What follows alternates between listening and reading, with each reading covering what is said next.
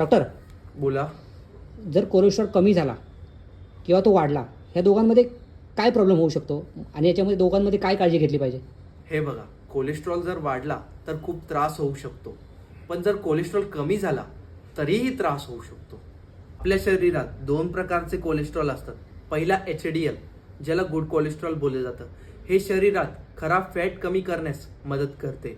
तर दुसरीकडे LDL, ज्याला बॅड कोलेस्ट्रॉल बोललं जातं.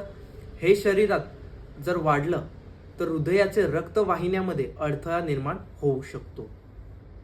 बॅड कोलेस्ट्रॉल जास्त असणं धोकादायक आहे, पण गुड कोलेस्ट्रॉल कमी असणंही तितकंच महत्त्वाचं आहे. म्हणून कोलेस्ट्रॉल कमी करणं नाही, त्याचं समतोल राखणं गरजेचं आहे. होमिओपॅथीमध्ये कोलेस्टेरिनम 3x आणि ॲलियम सटायवम क्यू हे मेडिसिन्स लक्षणानुसार विचारात घेतली जातात.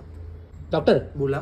जर बॅड कोलेस्ट्रॉल जास्त असेल तर या दोन्हीपैकी कोणती मेडिसिन घ्यायची, आणि जर गुड कोलेस्ट्रॉल कमी असेल तर या दोन्हीपैकी कोणती मेडिसिन घ्यायची? बघा, जर बॅड कोलेस्ट्रॉल जास्त असेल तर कोलेस्टेरिनम 3x या मेडिसिनचा वापर केला जातो किंवा ह्याला विचारात घेतलं जातं. तर दुसरीकडे जर गुड कोलेस्ट्रॉल कमी असेल तर ॲलियम सटायवम क्यू ही मेडिसिन वापरली जाते किंवा ह्याला विचारात घेतलं जातं. Okay okay doctor, thank you. Okay, welcome.